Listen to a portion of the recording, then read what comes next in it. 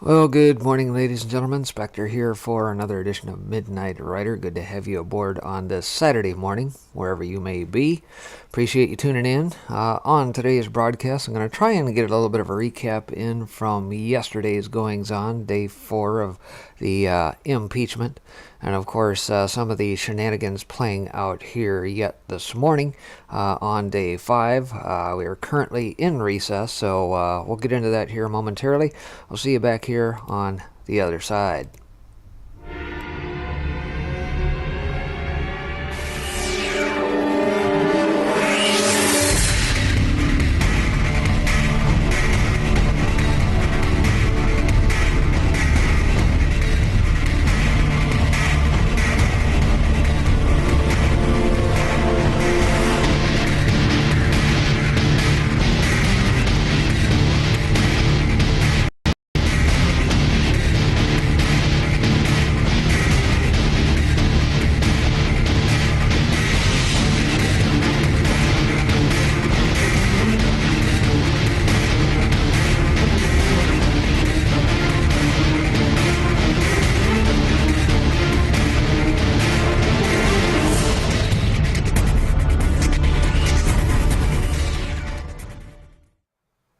Warning. These social media platforms may be hazardous to your health. Censorship kills. Pain coming. This has been a PSA by Breaking Spectre.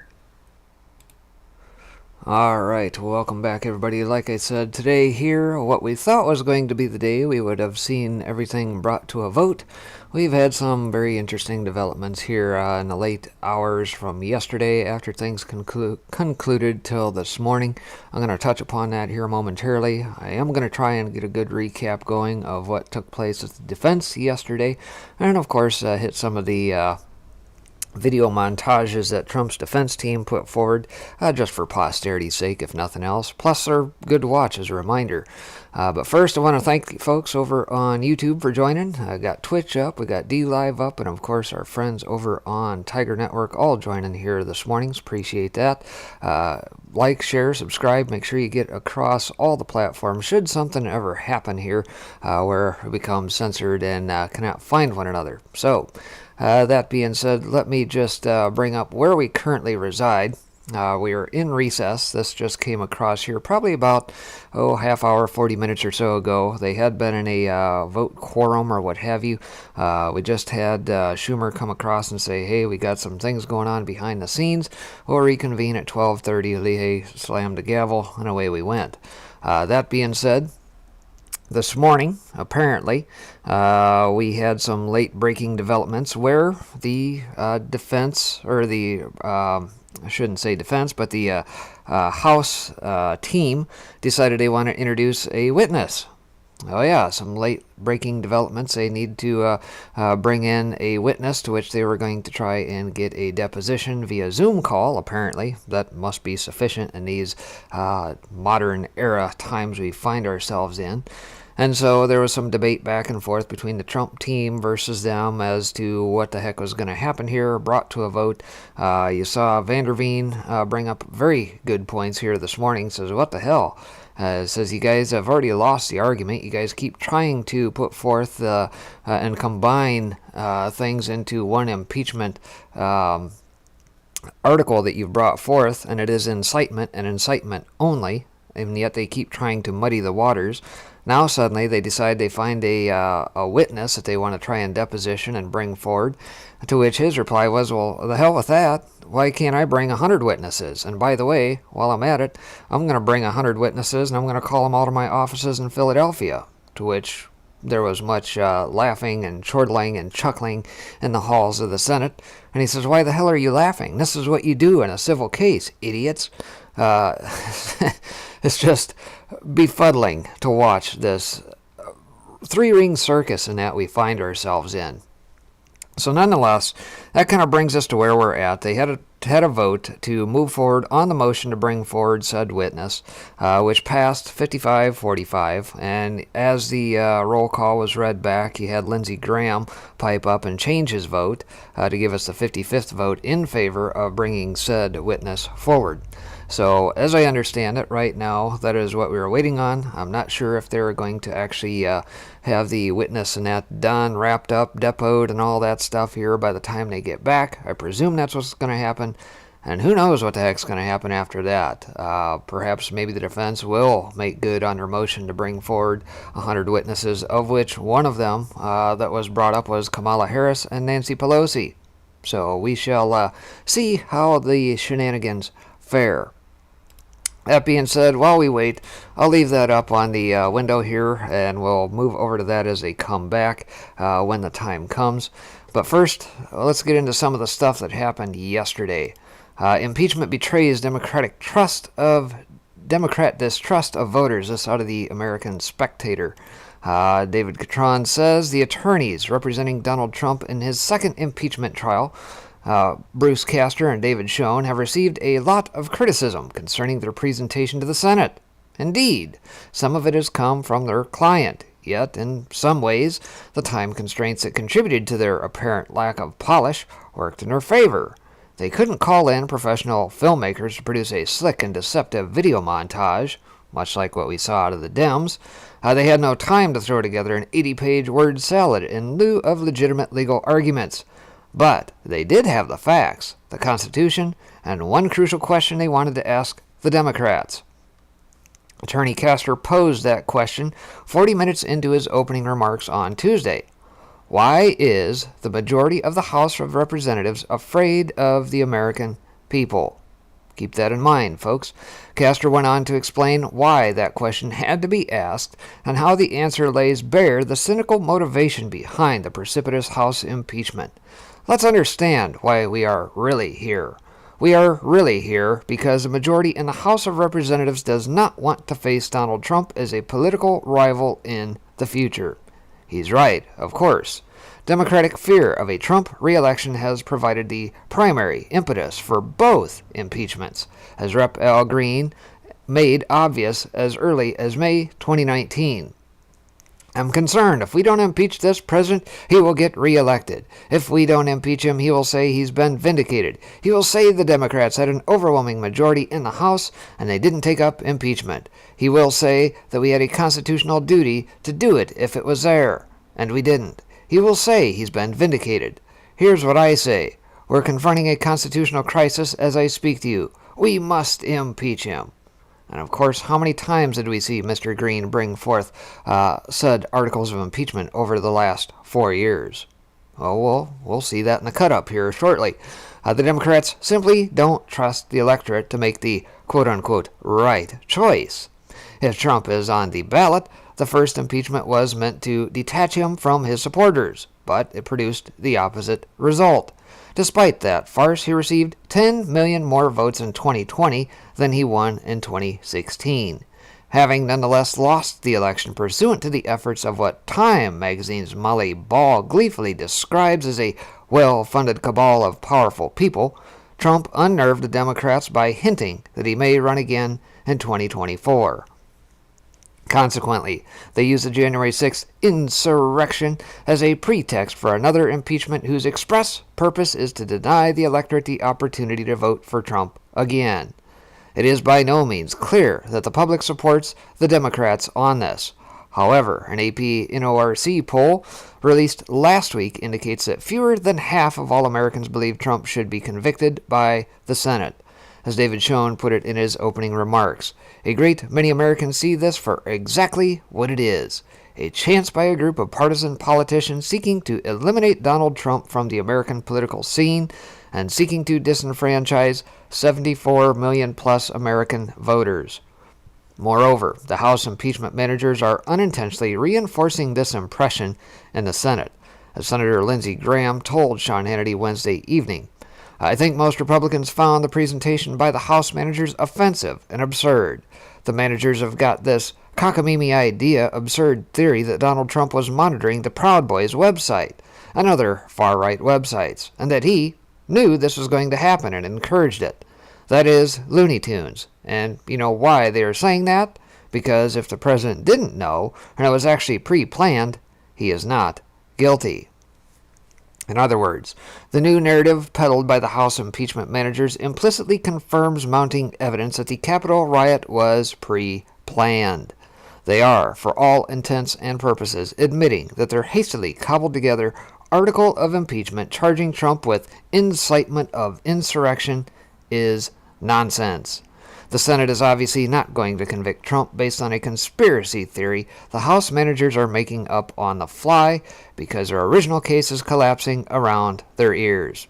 Absent a conviction, the flimsy case for disqualifying him for holding public office and depriving the voters of the right to nominate and elect him for president evaporates. Still, it's all but certain that every Dem senator, plus a few Republicans, will vote to convict without regard to the evidence. The motion won't pass, however, because the required 67 votes just aren't there. That should preclude a subsequent disqualification vote, but that doesn't mean the Dems won't attempt it anyway. Barring Trump from holding future office is, after all, their main goal. Thus, it's likely that they will pursue some parliamentary maneuver in the hope of bringing it up for a vote that requires only a simple majority to pass. The constitutionality of such a disqualification in the absence of a conviction would almost certainly be decided in the U.S. Supreme Court. All of which brings us back to Attorney Castor's original question. Why is the majority of the House of Representatives afraid of the American people? Aside from the presidency, the voters weren't kind to the Dems in 2020. They lost seats in the House, barely eked out a tie in the Senate, and suffered crucial losses in gubernatorial as well as state legislative races. That is, of course, why the Dems distrust the voters. They're afraid the American people will measure them up and once again find them wanting. If they lose half a dozen seats in the House and a couple of seats in 2022, the Biden administration is done. And 2 years later, Trump will show up at the feast like Banquo's ghost. So I thought that was a pretty interesting read as to kind of the lay of the land. The question, why is the majority of the House of Representatives afraid of the American people? And again, if you think back to the timepiece, right, where they laid it out and says, well, we know what's best, and so therefore they had to step in and interject and steal the vote, which, of course, they will say did not happen through massive gaslighting campaigns via the Mockingbird media, as well as social media. That's why we can't say it. It's why we get censored. It's all hearsay to them. No, we see 74 million plus of us. And by the way, Mockingbird Media, by the way, YouTube, Facebook, Twitter, and the like, it's not just 74 million here in these United States. You think you're going to be able to gaslight the millions of people around the world who know what the hell's going on as well? I think not. Nonetheless, while we wait here, let me bounce over to another article here real quick, talking about this snoozer of an impeachment. Apparently it's not faring too well as far as ratings are concerned across the news outlets, or Mockingbird Media news outlets, I should say. What kind of trial is this? And that's by Monica Showalter over at Seavine. Says, for Democrats, their impeachment and trial of President Trump is a bust. All their pious democracy is an extremely rare and fragile and precarious and transitory thing, flapdoodle, and hopes for a grand finale, getting Trump, isn't drawing an audience. It's a dud, a rerun, and almost nobody's watching. Voice of America, citing Nielsen, noted how bad it was, citing the House side 3 million viewer fiasco. So out of Washington, the U.S. Senate's impeachment trial of President Donald Trump couldn't have higher stakes, but as an historic 2-week-long televised event, it has been something of a ratings bust. The third impeachment trial in the history of the United States Senate hasn't come close to toppling viewership records, according to the Nielsen rating agency. So far, the live coverage of President Trump's Senate impeachment hearings has garnered fewer television viewers than the audiences that tuned in to see other historic congressional hearings, including appearances by James Comey, Brett Kavanaugh, Michael Cohen, and Robert Mueller. The Senate trial isn't much better.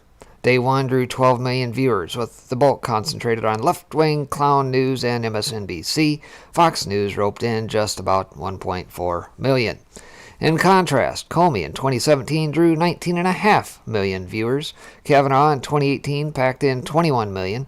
A non-entity, Michael Cohen, in 2019 got 13.8 million watchers. These guys? 12 million at best. For sure, it's a bust. Even Joe Biden is trying to distance himself from this bloviating crap, claiming, "I have a job." The lack of public interest is a bad sign for Dems, who, against all common sense, as a new administration comes in, wanted this as their apex moment. One expert, cited by Voice of America, said it was likely because the public already knew the outcome. It's a tired old rerun, which is true enough, but it's like the sheer dishonesty displayed is a turnoff, too. Members of the public have told the press it's coming off as a Democrat infomercial. Who the hell would want to watch a trial with, for starters, a judge and jury combo presided over by Rep. Tim Leahy? This guy, whose nickname is the nastiest Democrat, is a judge who can be impartial? The only reason he's there is because Dems couldn't get a real judge, Supreme Court Chief Justice John Roberts, for a second run at the gavel and podium. Roberts wanted no part of this. But the substance of the trial itself is showing dishonesty too. Amazing dishonesty. Really. From people supposedly sworn to tell the truth, the whole truth, and nothing but the truth. And forget about the God part. Dems are the party that boos God.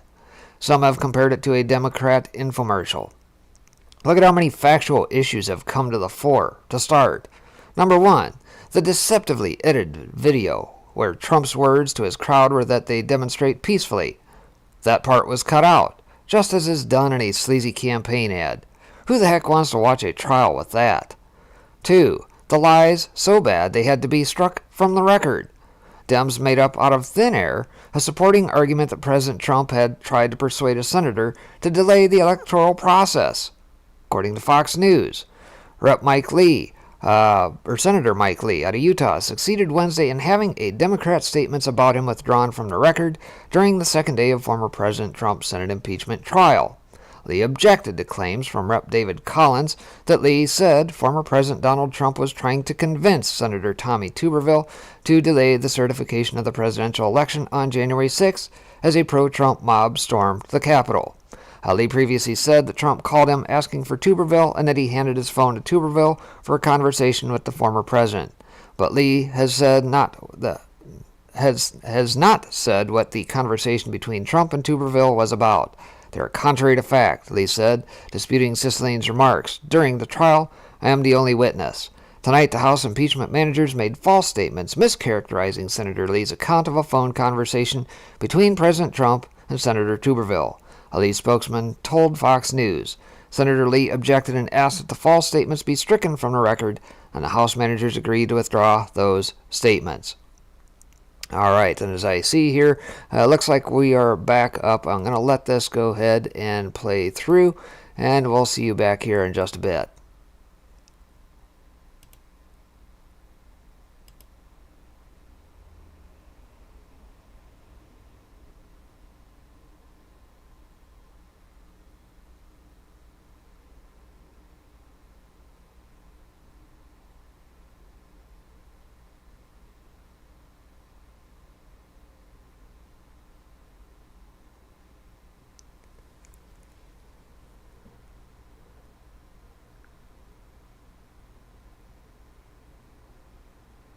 Well, maybe not.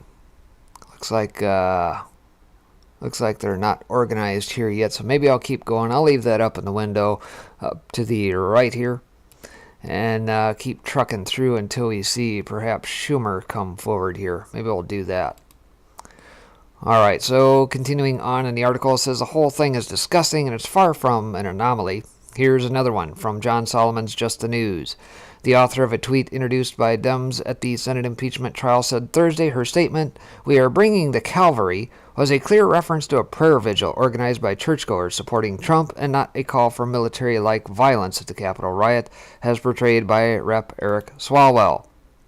Jennifer Lynn Lawrence also said she believes the Californian Dem and House impeachment manager falsified her tweet, adding a blue check mark to the version he introduced at the trial, suggesting she was a verified Twitter user with more clout, when in fact her Twitter account never had a blue check and has never been verified. I noticed when they put my tweet on the screen that all of a sudden my tweet had a blue check mark next to it, she said during an interview on the John Solomon Reports podcast. This way, if you entered that into congressional testimony, it's a verified account. And it could be, applicable in law. Secondly, he wanted to show that my Twitter account had more gravitas than it actually did. He wanted to show that the president was trying to use me to bring in the cavalry. Notice the difference in words. Cavalry versus cavalry. Not one and the same there, Swalwell. Just making it up about Trump and his supporters once again. This is low-grade lies, easily found out and completely disgusting to see in supposed trial of any sort. This is the kind of thing dirty political operatives pull on their opposition. Free? Fair? Not at this trial. Another issue is witnesses. Some have claimed to the press that President Trump himself incited them to riot, just as the impeachment charges claim.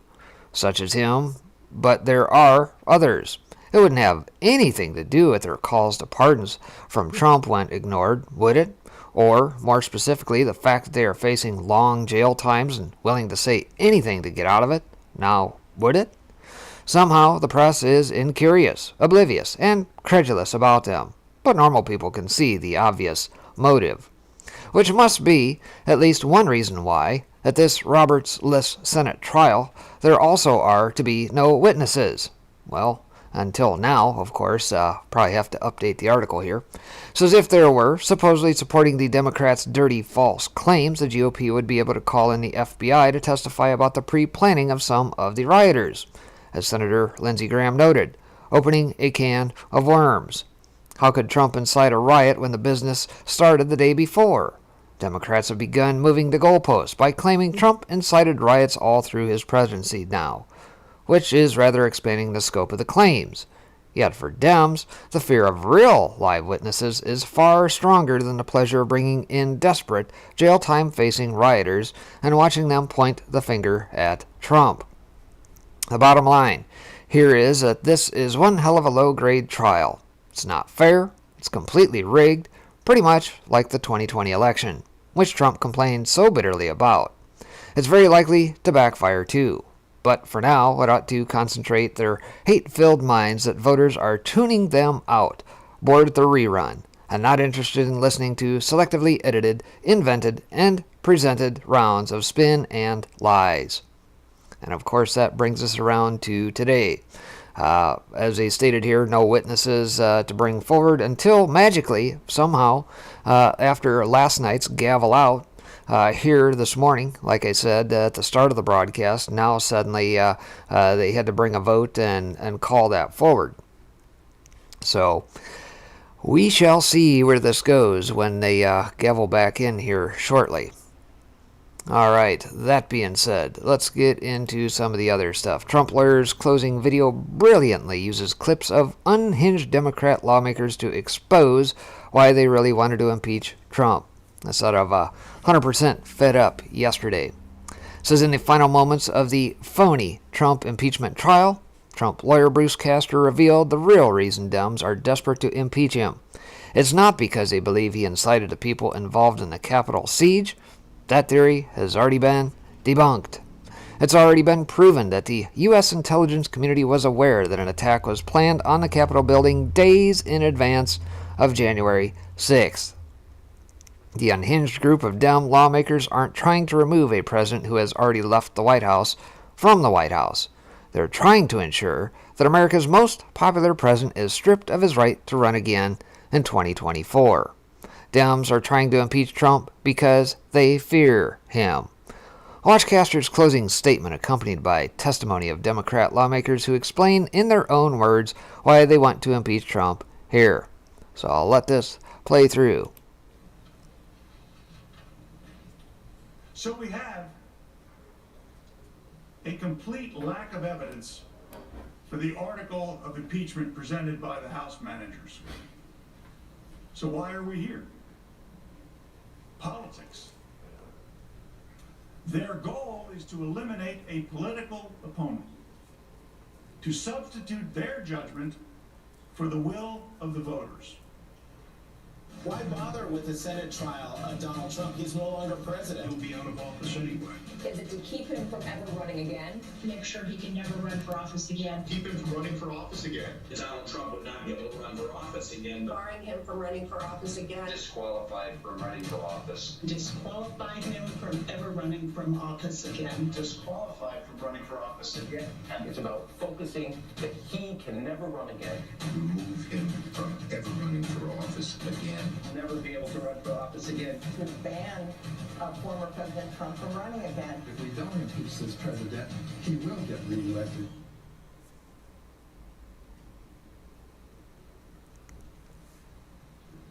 The goal is to eliminate a political opponent, to substitute their judgment for the will of the voters. Members of the Senate, our country needs to get back to work. I know that you know that. But instead we are here. The majority party promised to unify and deliver more COVID relief. But instead, they did this.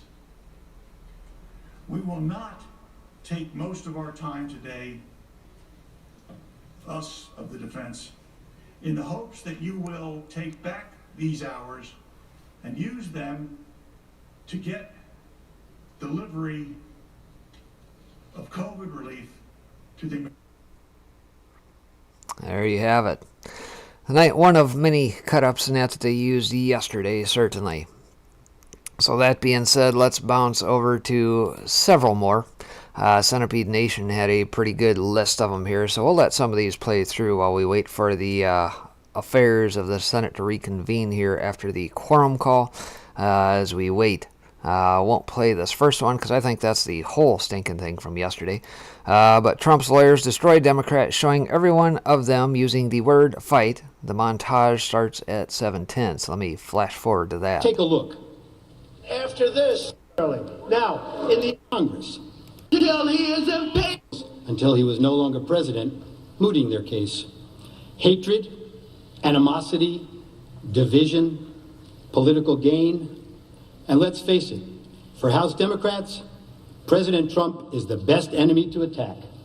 I want to say this for Donald Trump, who I may well be voting to impeach. Donald Trump has already done a number of things which legitimately raise the question of impeachment. I don't respect this president, and I will fight every day until he is impeached.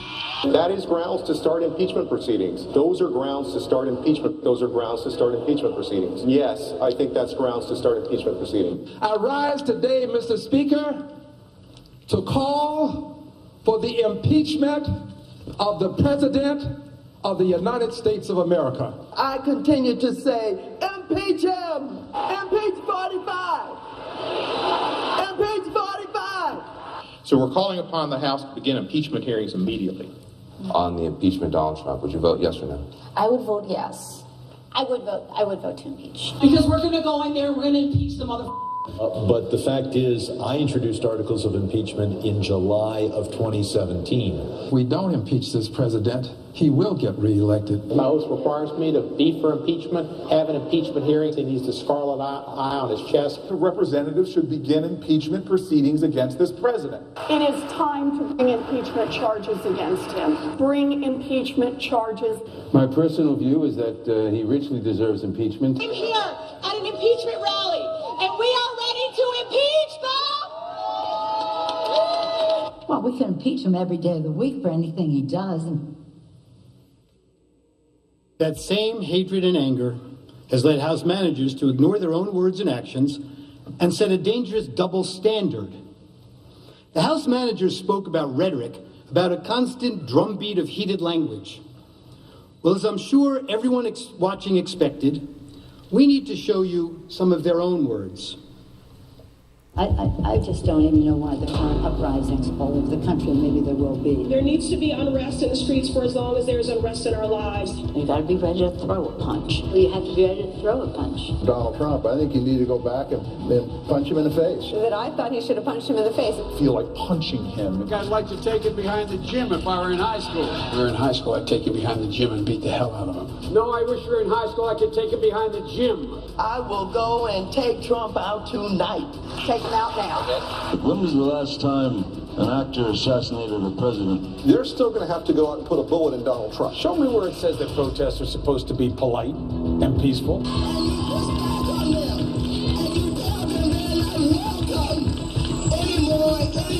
I have thought an awful lot about blowing up the White House. Please, get up in the face of some Congress people.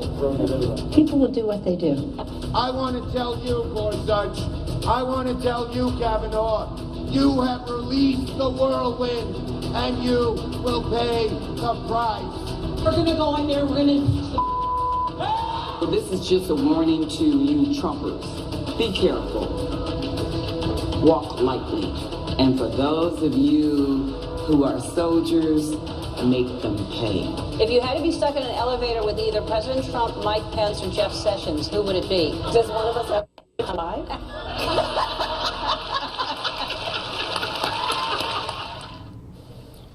And there's more. Oh, there's a lot more. We'll get into that. It says, watch Trump team play montage of Dems rhetoric at the impeachment trial. And we're still waiting off to the side here, so I'll let this one play through. Claim that the president in any way wished, desired, or encouraged lawless or violent behavior is a preposterous and monstrous lie. In fact, the first two messages the president sent via Twitter once the incursion of the Capitol began were, stay peaceful and no violence because we are the party of law and order. The gathering on January 6th was supposed to be a peaceful event. Make no mistake about that. And the overwhelming majority of those in attendance remained peaceful. As everyone knows, the president had spoken at hundreds of large rallies across the country over the past 5 years. There had never been any mob-like or riotous behaviors, and in fact, a significant portion of each event was devoted to celebrating the rule of law, protecting our Constitution, and honoring the men and women of law enforcement. Contrast the president's repeated condemnations of violence with the rhetoric from his opponents. I am your president of law and order and an ally of all peaceful protesters. The vast majority of the protests have been peaceful. Republicans stand for law and order, and we stand for justice. I just don't even know why there aren't uprisings all over the country, and maybe there will be. My administration will always stand against violence, mayhem, and disorder. There needs to be unrest in the streets for as long as there is unrest in our lives. I stand with the heroes of law enforcement. And you push back on them, and you tell them they're not welcome anymore, anywhere. We will never defund our police. Together we will ensure that America is a nation of law and order. If we were in high school, I'd take him behind the gym and beat the hell out of him. But I think you need to go back and punch him in the face. Feel like punching him. We just want law and order. Everybody wants that. I want to tell you, Gorsuch, I want to tell you, Kavanaugh, you have released the whirlwind, and you will pay the price. We want law and order. We have to have law and order. Show me where it says that protests are supposed to be polite and peaceful. We believe in safe streets, secure communities, and we believe in law and order. Leader. The objection sorry. So there you have it, yet another. No. All right, let's transition back over here. Yes, you are. You aren't recognized. Senators, Donald John Trump, by his counsel, is prepared to stipulate that if Representative Herrera Butler were to testify under oath as part of these proceedings, her testimony would be consistent with the statement she issued on February 12, 2021, and the former president's counsel is agreeable to the admission of that public statement into evidence at this time. Thank you, Mr. Castor. Mr. Raskin. Thank you, Mr. President. The managers are prepared to enter into the agreement. I will now read the statement. This is the statement of Congresswoman Jamie Herrera Butler, February 12, 2021. In my January 12th statement in support of the article of impeachment, I referenced a conversation House Minority Leader Kevin McCarthy relayed to me that he'd had with President Trump while the January 6th attack was ongoing. Here are the details. When McCarthy finally reached the president on January 6th and asked him to publicly and forcefully call off the riot, the president initially repeated the falsehood that it was Antifa that had breached the Capitol. McCarthy refuted that and told the president that these were Trump supporters. That's when, according to McCarthy, the president said, "Well, Kevin, I guess these people are more upset about the election than you are."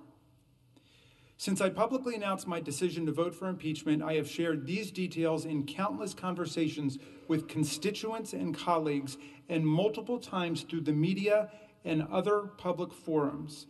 I told it to the Daily News of Longview on January 17th. I've shared it with local county Republican executive board members, as well as other constituents who asked me to explain my vote. I shared it with thousands of residents on my telephone town hall on February 8th. Mr. President, I now move that the Senate admit the statement into evidence. Objection, and without objection, the statement will be admitted into evidence.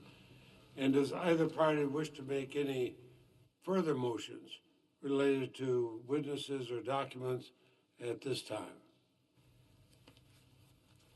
Mr. President, the President's counsel have no further motions. Discuss. And Mr. President, we have no further motions either. Excuse me, then the chair would note that neither party wishes to make further motions under Section 6 of Senate Resolution 47.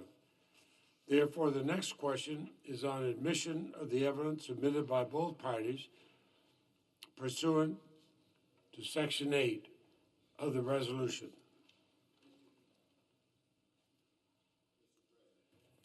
The majority leaders recommend. So now, as we move to another matter, I'm advised that the House managers have no objection to the admission of evidence proposed to be admitted by the former President's counsel under the provisions of Section 8 of Senate Resolution 47, and that the President's counsel have no objections to the evidence proposed to be admitted into evidence by the House managers.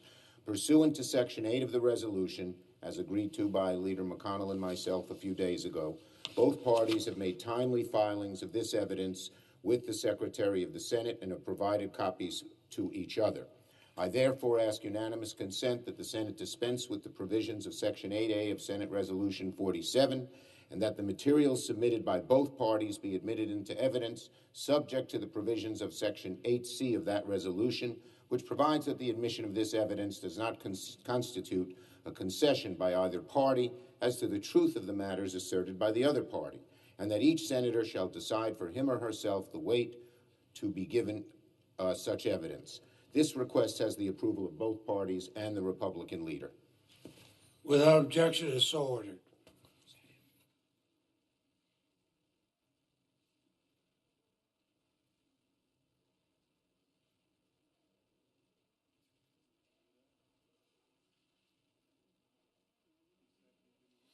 Okay, then pursuant to the provisions of Senate Resolution 47, the Senate has provided for up to 4 hours of closing arguments.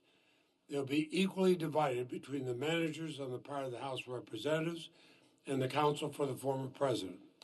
And pursuant to Rule 22 of the Rules of Procedure and Practice in the Senate, when sitting on impeachment trials, the argument shall be open and closed on the part of the House of Representatives. So the chair recognizes Mr. Manager Raskin to begin the presentation on the part of the House of Representatives.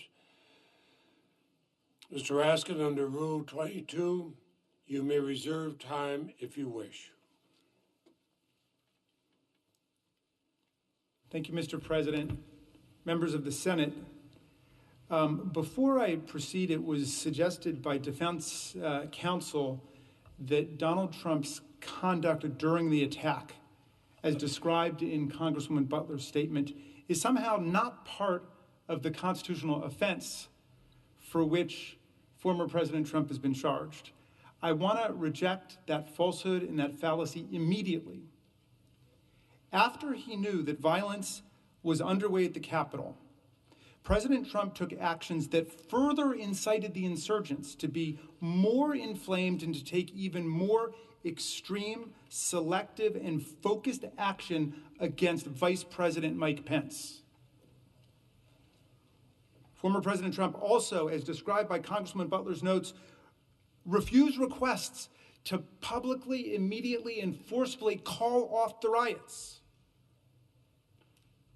And when he was told that the insurgents inside the Capitol were Trump supporters, the president said, quote, "Well, Kevin, I guess these people are more upset about the election than you are." Think about that for a second. This uncontradicted statement that has just been stipulated as part of the evidentiary record. The president said, "Well, Kevin, I guess these people," meaning the mobsters, the insurrectionists, "are more upset about the election than you are." That conduct is obviously part and parcel of the constitutional offense that he was impeached for, namely incitement to insurrection. That is continuing incitement to the insurrection. The conduct described not only perpetuated his continuing offense, but also provides to us here today further decisive evidence of his intent to incite the insurrection in the first place. When my opposing counsel says that you should ignore the president's actions after the insurrection began, that is plainly wrong. And it, of course, reflects the fact that they have no defense to his outrageous, scandalous, and unconstitutional conduct in the middle of a violent assault on the Capitol that he incited. Senators, think about it for a second. Say you light a fire, and you're charged with arson. And the defense counsel says, everything that I did after the fire started is irrelevant. And the court would reject that immediately and say, that's not true at all. It's extremely relevant to whether or not you committed the crime. If you run over and try to put out the flames, if you get lots of water and say, help, help, there's a fire, if you call for help, a court will could infer that you didn't intend for the fire to be lit in the first place. They would accept your defense, perhaps, that it was all an accident. It was an all accident. Accidents happen with fire. But if, on the other hand, when the fire erupts, you go and you pour more fuel on it, you stand by and you watch it gleefully, any reasonable person will infer that you not only intended the fire to start, but that once it got started and began to spread, you intended to continue to keep the fire going. And that's exactly where we are, my friends. Of course your conduct while a crime is ongoing is relevant to your culpability, both to the continuation of the offense, but also directly relevant, directly illuminating to what your purpose was originally. What was your intent? And any court in the land would laugh out of court any criminal defendant who said, what I did after I allegedly killed that person is irrelevant to whether or not I intended to kill them. I mean, come on. Donald Trump's refusal not only to send help, but also to continue to further incite the insurgents against his own vice president provides further decisive evidence of both his intent to start this violent insurrection and his continued incitement once the attack had begun to override the Capitol. All right. Senators, that was in response to this new evidentiary particle that came in. But in my closing, I want to thank you for your remarkable attention and your seriousness of purpose befitting your office. We have offered you overwhelming and irrefutable and certainly unrefuted evidence that former President Trump incited this insurrection against us. To quote the statement Representative Liz Cheney made in January, quote, "On January 6, 2021, a violent mob attacked the United States Capitol to obstruct the process of our democracy and stop the counting of presidential electoral votes. This insurrection caused injury, death, and destruction in the most sacred space in our republic." She continued, Representative Cheney continued, "Much more will become clear in coming days and weeks, but what we know now is enough. The President of the United States summoned this mob, assembled this mob, and lit the flame of this attack. Everything that followed was his doing. None of this would have happened without the President. The President could have immediately and forcefully intervened to stop the violence. He did not. There has never been a greater betrayal by the President of the United States of his office and his oath to the Constitution. I will vote to impeach the President." Representative Cheney was right. She based her vote on the facts, on the evidence, and on the Constitution. And the evidence, the video, documentary, eyewitness has only grown stronger and stronger and more detailed right up till today, right up to 10 minutes ago, over the course of this Senate trial. And I have no doubt that you all noticed that despite the various propaganda reels and so on, President Trump's lawyers have said almost nothing to contest or overcome the actual evidence of former President Trump's conduct that we presented. Much less have they brought their client forward to tell us his side of the story.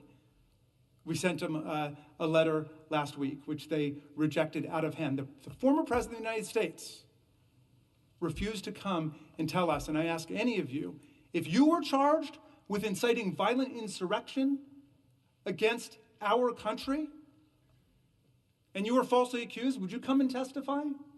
I know I would. I'd be there at 7 o'clock in the morning waiting for the doors to open. I'm sure that's true of 100 senators in this room. I hope it's true of 100 senators in this room. Senate was lectured several times yesterday about cancel culture. Well, not even 2 weeks ago, the president's most reliable supporters in the House, I'm sorry, not the president, the former president's most reliable supporters in the House tried to cancel out Representative Cheney because of her courageous and patriotic defense of the Republic and the truth and the Constitution. They tried to strip her of her leading role as chair of the House Republican Conference. But you know what? I hope everybody takes a second to reflect on this. The conference rejected this plainly retaliatory and cowardly attempt to punish her for telling the truth to her constituents and her country and voting for impeachment. Who says you can't stand up against bullies? Who says? In my mind, Liz Cheney is a hero for standing up for the truth and resisting this retaliatory cancel culture that she was subjected to. But she beat them on a vote of 145 to 61, more than 2-to-1 vote. You know, Ben Franklin, a great champion of Enlightenment, an enemy of political fanaticism and cowardice, and of course another great Philadelphian, once wrote this: "I have observed that wrong is always growing more wrong until there is no bearing it anymore, and that right, however opposed, comes right at last." Comes right at last. Think about that. This is America. home of the brave, land of the free. The America of Ben Franklin, who said, if you make yourself a sheep, the wolves will eat you. Don't make yourself a sheep. The wolves will eat you. The America of Thomas Jefferson, who said at another difficult moment, a little patience and we shall see the reign of witches pass over, their spirits dissolve, and the people, recovering their true sight, restore their government to its true principles. The America of Tom Paine, who said, the mind, once enlightened, cannot again become dark. Now, we showed you hour after hour of real-time evidence demonstrating every step of Donald Trump's constitutional crime. We showed you how he indoctrinated the mob with his Orwellian propaganda about how the election he lost by more than 7 million votes and 306 to 232 in the electoral college, which he had described as a landslide when he won by the exact same margin in 2016, was actually a landslide victory for him being stolen away by a bipartisan conspiracy and fraud and corruption. We showed you how 61 courts and 88 judges, federal, state, local, trial, appellate, from the lowest courts in the land to the United States Supreme Court across the street, and 8 federal judges he himself named to the bench, all found no basis in fact or law for his outlandish and deranged inventions and concoctions about the election. In the meantime, President Trump tried to bully state-level officials to commit a fraud on the public by literally finding votes. We examined the case study of Georgia, where he called to threaten Republican Brad Raffensperger to find him 11,780 votes. That's all he wanted, he said. 11,780 votes. Don't we all? 11,780 votes. That's all he wanted to nullify Biden's victory and to win the election. Raffensperger ended up with savage death threats against him and his family, telling him he deserved a firing squad. Another election official urged Trump to cut it out or people would get hurt and killed. A prescient warning indeed. Raffensperger ended up saying that he and his family supported Donald Trump, gave him money, and now Trump threw us under the bus. We saw what happened in Lansing, Michigan, with the extremist mob he cultivated, which led to 2 shocking Capitol sieges and a criminal conspiracy by extremists to kidnap and likely assassinate Governor Whitmer. We saw him trying to get state legislatures to disavow and overthrow their popular election results and replace them with Trump electors. We showed you the process of summoning the mob, reaching out, urging people to come to Washington for a wild time. As we celebrate President's Day on Monday, imagine, is there another president in our history who would urge supporters to come to Washington for a wild time? You saw how he embraced violent extremist elements like the Proud Boys, who were told in a nationally televised presidential candidate debate to stand back and stand by, which became their official slogan as they converged on Washington with other extremist and seditious groups and competed to be the lead stormtroopers of the attack on this building. You saw the assembly of the mob on January 6th, and how beautiful that angry mob must have looked to Donald Trump as he peered down from the lectern with the seal of the President of the United States of America emblazoned on it. That crowd was filled with extremists in tactical gear, armed to the teeth and ready to fight, and other brawling MAGA supporters. All of them saying, "Stop the steal right now." And he said he was going to march with them to the Capitol, even though the permit for the rally specifically forbade a march. But he said he would march with them, giving them more comfort that what they were doing was legitimate. It was okay. But of course he stayed back, as he presumably didn't want to be too close to the action at the Capitol, as the lawyers called it. Not an insurrection, they urged us yesterday, it's an action. He didn't want to be too close to the action when all hell was about to break loose. Now, incitement, as we've discussed, requires an inherently fact-based evidentiary inquiry. And this is what we did.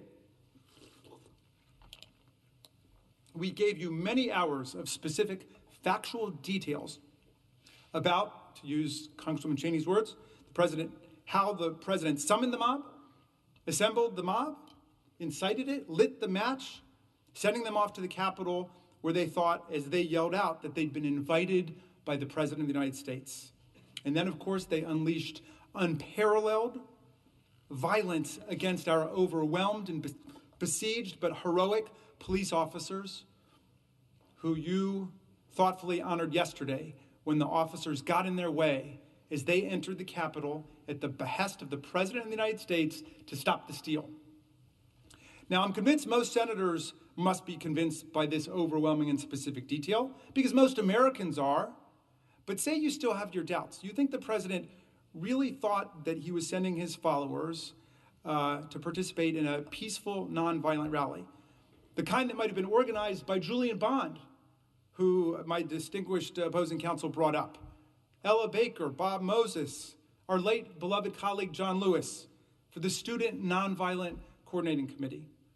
Maybe the president really thought this was going to be like the March on Washington organized by Bayard Rustin and Dr. Martin Luther King, who said nonviolence is the answer to the crucial moral and political questions of our time. So let's say you're still flirting with the idea that Donald Trump's conduct was totally appropriate, as he proclaimed right off the bat, and he's the innocent victim of a mass accident or a catastrophe like a fire or a flood, as we were invited to frame it on our opening day by distinguished co-counsel or opposing counsel. And you think, maybe we're just looking for somebody to blame for this nightmare and catastrophe that has befallen the Republic. We're just looking for someone to blame. Well, here's the key question then in resolving your doubts, if you're in that category. How did Donald Trump react when he learned of the violent storming of the Capitol and the threats to senators, members of the House, and his own vice president, as well as the images he saw on TV of the pummeling and beating and harassment of our police officers? Did he spring into action to stop the violence and save us? Did he even wonder about his own security, since an out-of-control anti-government mob could come after him too? Did he quickly try to get in touch with or denounce the Proud Boys, the Oath Keepers, the rally organizers, the Save America rally organizers, and everyone on the extreme right, to tell them that this was not what he had in mind? It was a big mistake. Call it off, call it off, call it off, as Representative Gallagher begged him to do on national television? No. He delighted in it. He reveled in it. He exulted in it. He could not understand why the people around him did not share his delight. And then a long period of silence ensued while the mob beat the daylights out of police officers and invaded this building, as you saw on security footage, and proceeded to hunt down Vice President Mike Pence as a traitor and denounced and cursed Speaker Pelosi, both of whom you heard mob members say they wanted to kill. They were both in real danger. And our government could have been thrown into absolute turmoil without the heroism of our officers and the bravery and courage of a lot of people in this room. Here's what Republican Representative Anthony Gonzalez of Ohio said. He's a former pro football player. We are imploring the president to help, to stand up, to help defend the United States Capitol and the United States Congress, which is under attack. We are begging, essentially, and he was nowhere to be found. Nowhere to be found. And as I've emphasized this morning, that dereliction of duty, that desertion of duty, was central to his incitement of insurrection and inextricable from it. Inextricable. Bound together. It reveals his state of mind that day, what he was thinking as he provoked the mob to violence and further violence. It shows how he perpetuated his continuing offense on January 6th, his course of conduct charged in the article of impeachment, as he further incited the mob during the attack, aiming it at Vice President Mike Pence himself, while failing to quell it in either of his roles as Commander-in-Chief or his real role that day, Inciter-in-Chief. And it powerfully demonstrates that the ex-president knew, of course, that violence was foreseeable, that it was predictable and predicted. That day, since he was not surprised and not horrified, no, he was delighted. And through his acts of omission and commission that day, he abused his office by siding with the insurrectionists at almost every point, rather than with the Congress of the United States, rather than with the Constitution. In just a moment, my colleague, Mr. Cicilline, will address President Trump's conduct, his actions and inactions, his culpable state of mind during the attack, as he will establish yesterday's explosive revelations about House Minority Leader Kevin McCarthy's desperate call to Trump and Trump's truly astounding reaction confirm that Trump was doing nothing to help the people in this room or this building. It's now clear beyond doubt that Trump supported the actions of the mob, and so he must be convicted. It's that simple. When he took the stage on January 6th, he knew exactly how combustible the situation was. He knew there were many people in the crowd who were ready to jump into action, to engage in violence at any signal that he needed them to fight like hell to stop the steal. And that's exactly what he told them to do. Then he aimed them straight here, right down Pennsylvania at the Capitol, where he told them that the steal was occurring, that is the counting of the Electoral College votes. And we all know what happened next. They attacked this building, they disrupted the peaceful transfer of power, they injured and killed people, convinced that they were acting on his instructions and with his approval and protection. And while that happened, he further incited them while failing to defend us. If that's not ground for conviction, if that's not a high crime and misdemeanor against the Republic in the United States of America, then nothing is. President Trump must be convicted for the safety and security of our democracy and our people. Mr. Cicilline.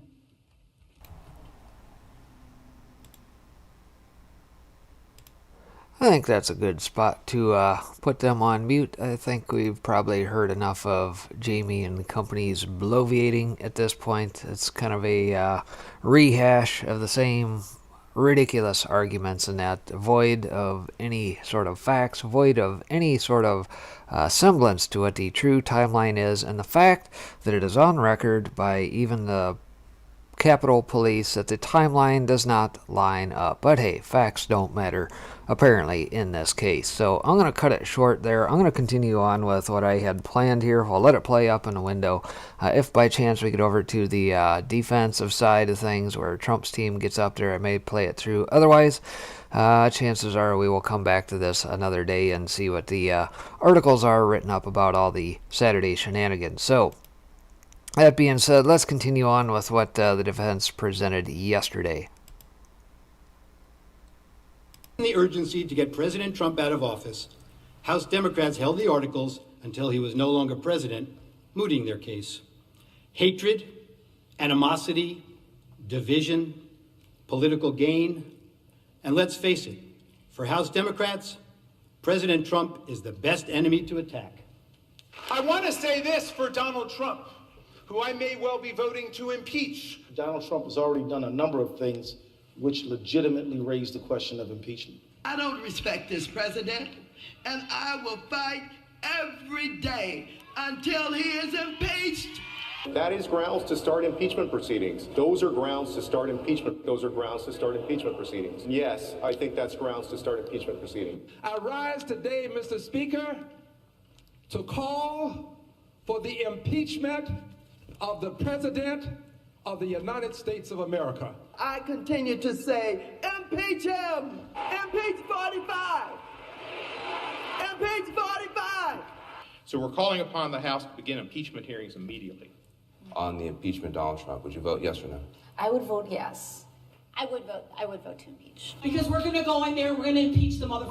But the fact is, I introduced articles of impeachment in July of 2017. If we don't impeach this president, he will get reelected. My oath requires me to be for impeachment, have an impeachment hearing. He needs the scarlet eye on his chest. The representatives should begin impeachment proceedings against this president. It is time to bring impeachment charges against him. Bring impeachment charges.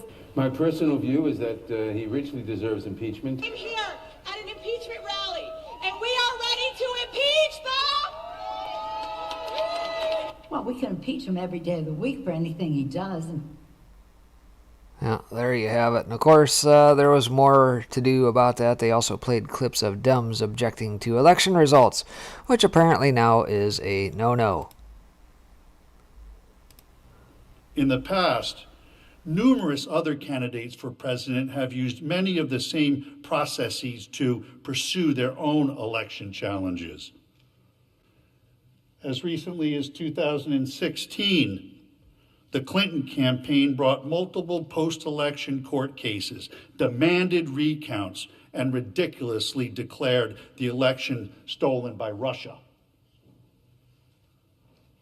Many Democrats even attempted to persuade the Electoral College delegates to overturn the 2016 results.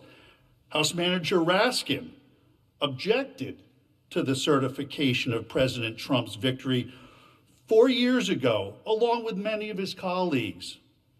You'll remember it was Joe Biden who had to gavel them down.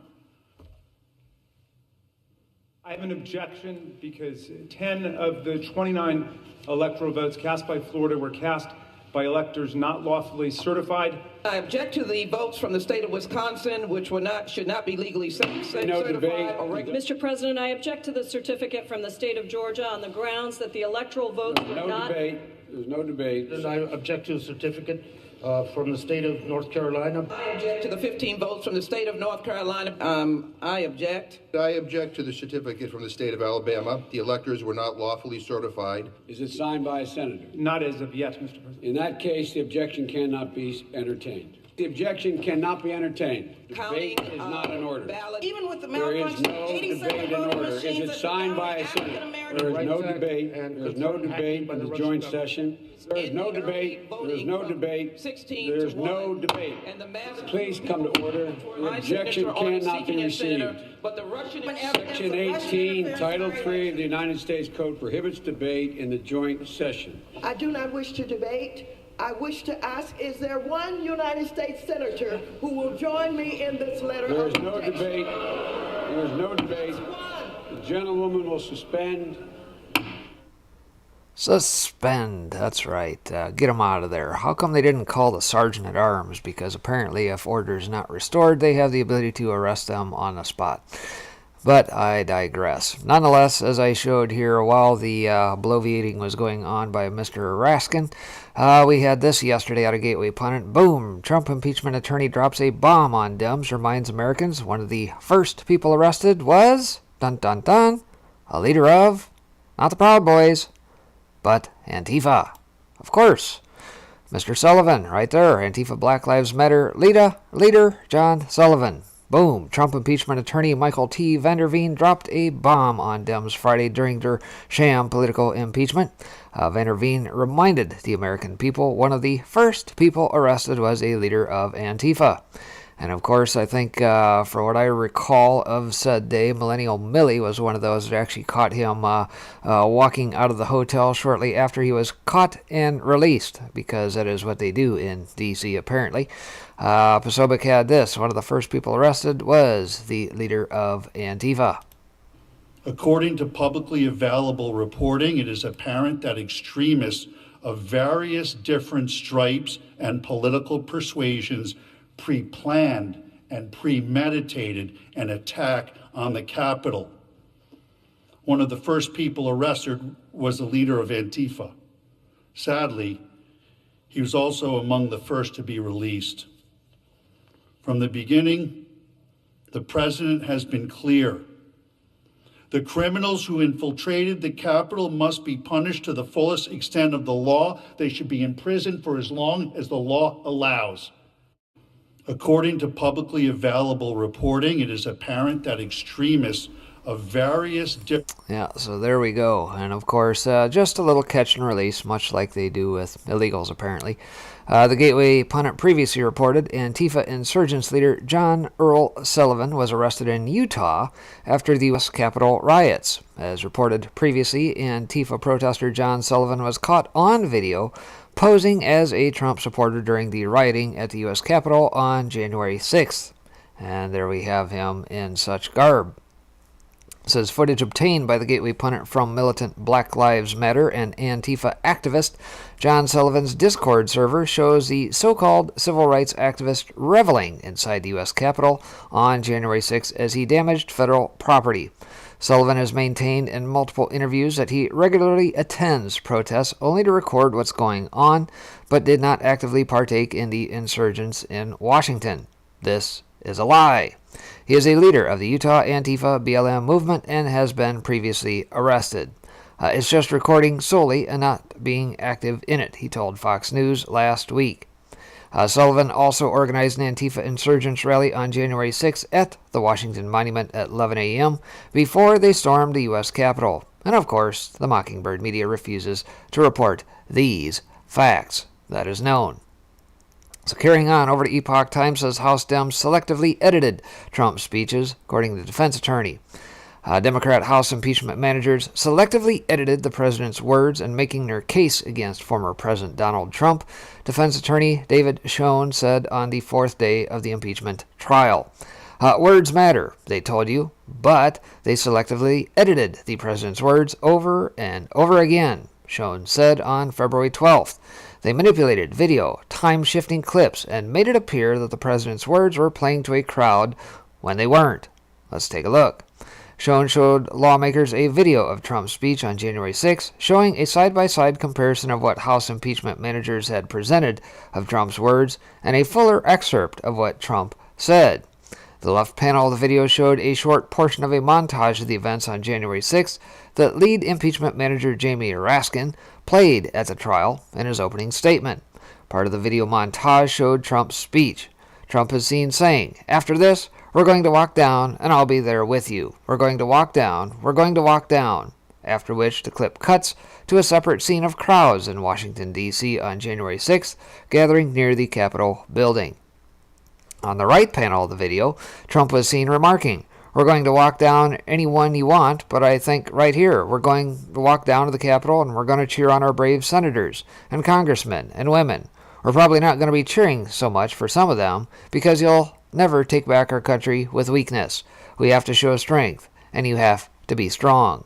Trump continued, "We have come to demand that Congress do the right thing and only count the electors who have been lawfully slated. Lawfully slated. I know that everyone here will soon be marching over to the Capitol building to peacefully and patriotically make your voices heard." Schoen pointed out that the video that the Dems showed omitted that Trump had wanted his supporters to make their voices heard peacefully and patriotically. "And we're going to walk down to the Capitol. They showed you that part. Why are we walking to the Capitol? Well, they cut that off to cheer on some members of Congress and not others, peacefully and patriotically," Schoen said. The attorney said that the Supreme Court in a 1969 landmark decision in Brandenburg versus Ohio ruled that there's a very clear standard for incitement. Notably, he said, paraphrasing, whether the speech was intended to provoke imminent lawless action, and was it likely to do so. And of course, even I've brought this up a number of times in the Turley articles net over the last several days.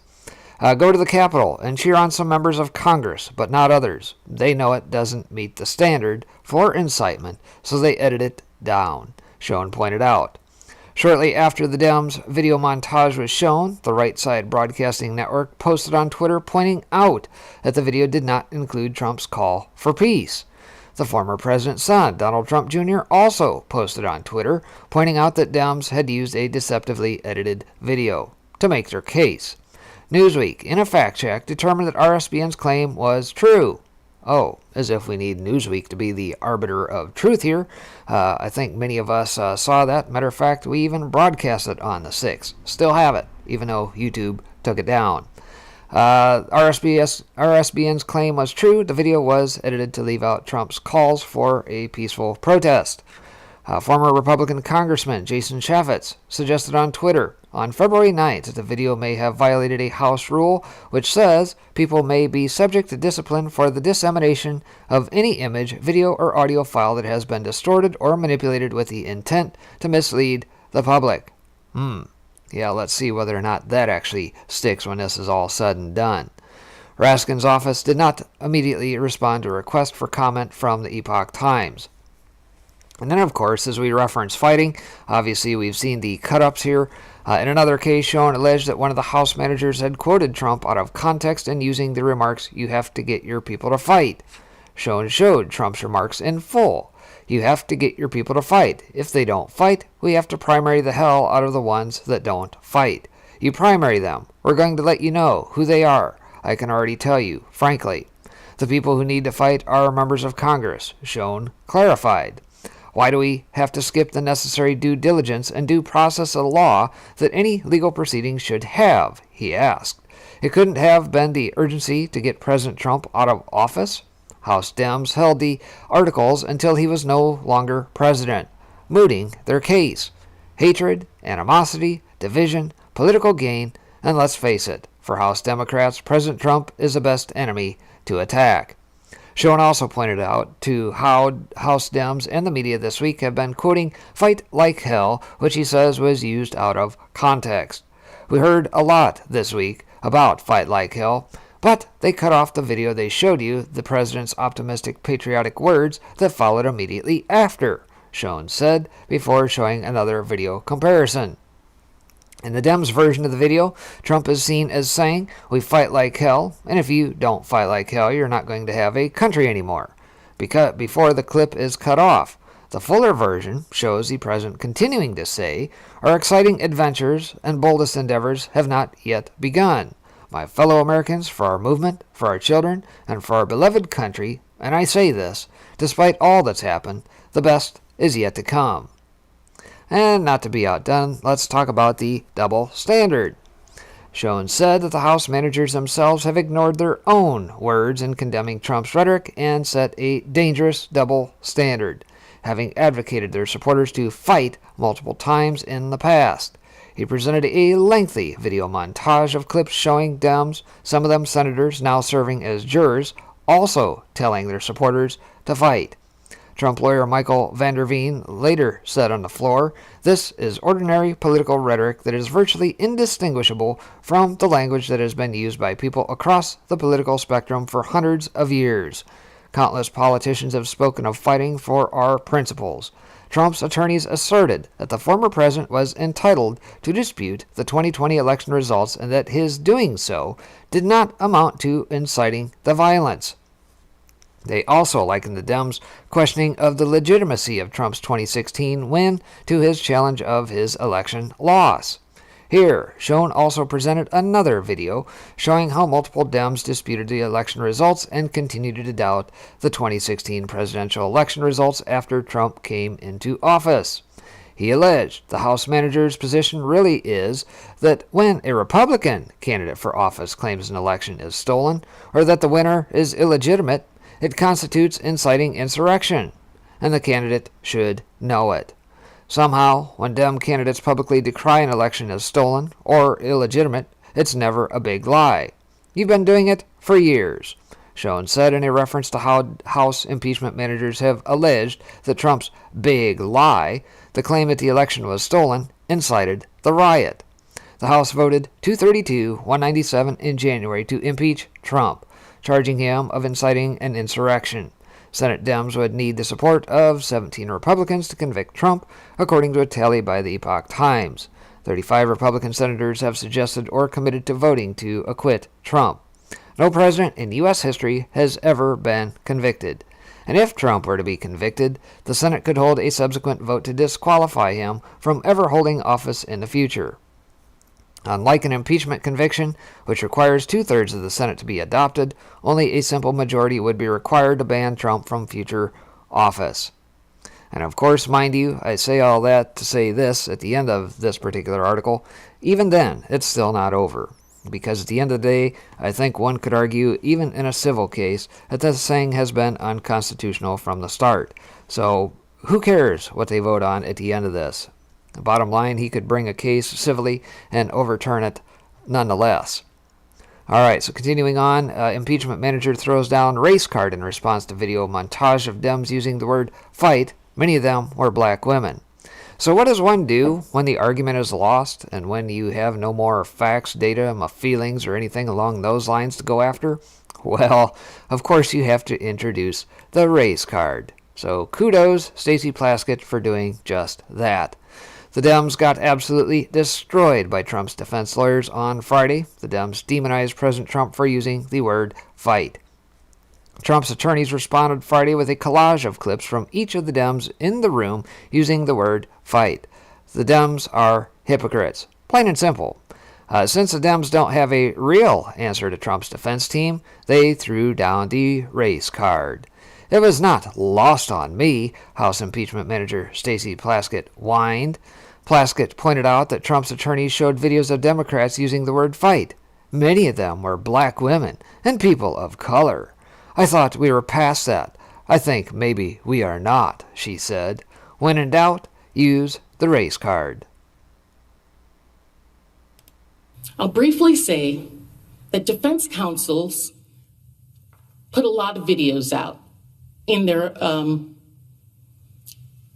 defense, playing clip after clip of black women talking about fighting for a cause or an issue or a policy.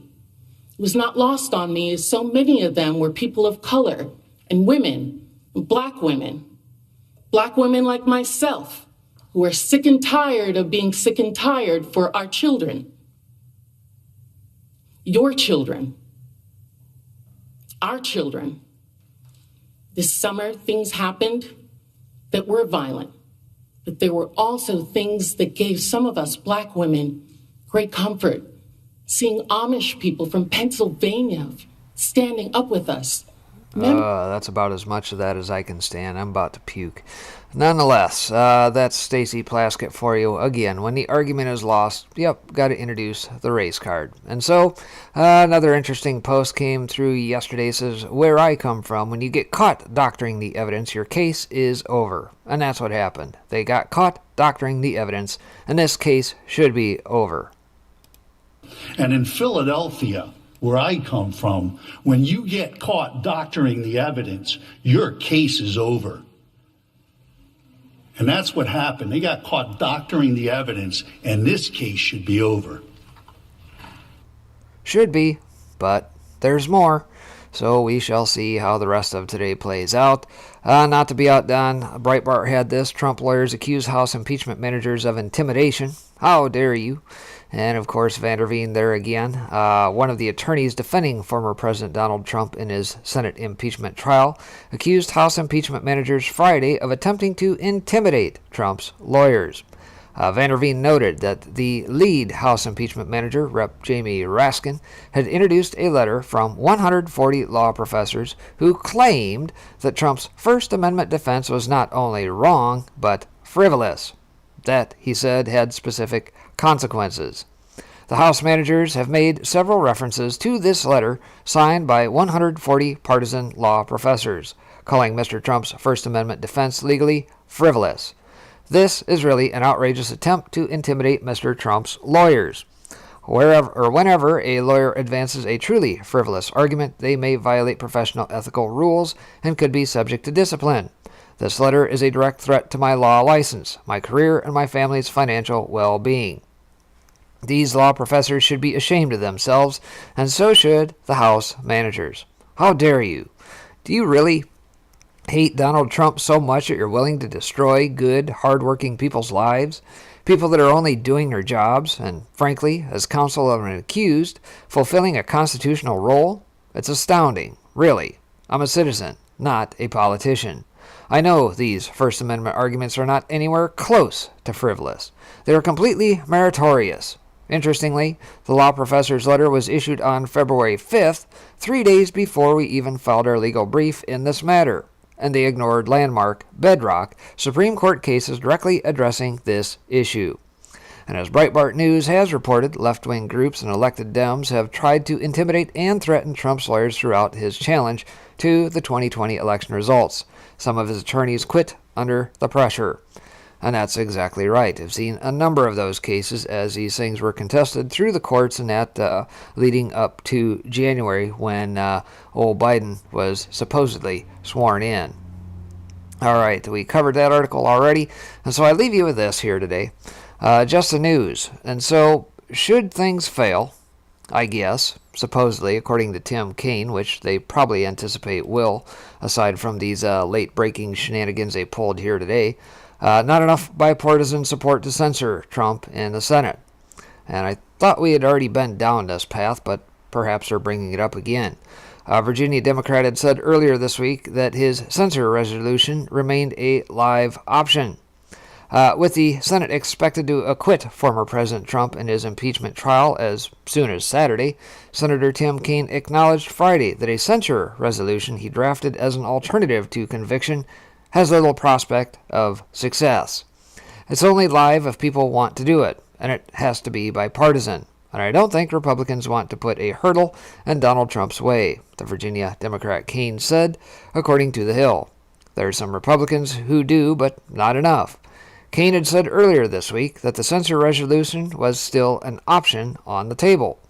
There has to be accountability for the actions of January 6th, and my belief is that President Trump basically fomented this insurrection, he said on Monday.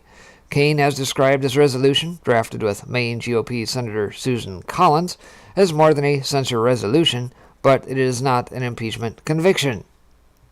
What it does do is it condemns the president's behavior, but then it makes two factual findings under the 14th Amendment, which, by the way, has already been argued against by Trump's defense, where he said, explaining that it refers to the January 6th riot as an insurrection against the U.S. Constitution and alleges that Trump gave aid and comfort to the insurrectionists.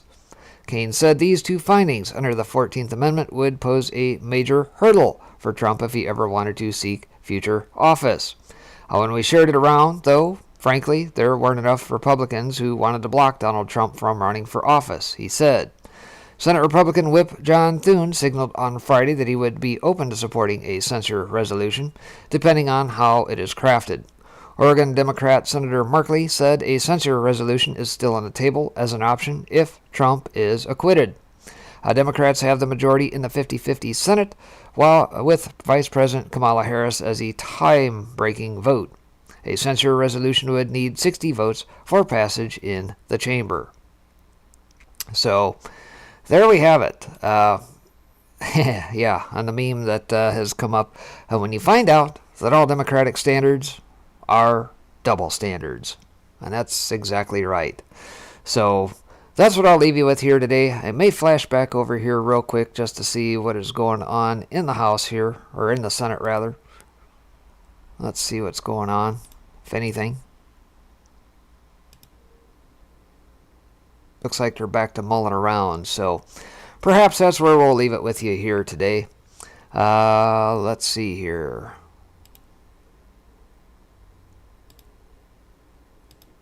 Yep, I think we pretty well got her, so.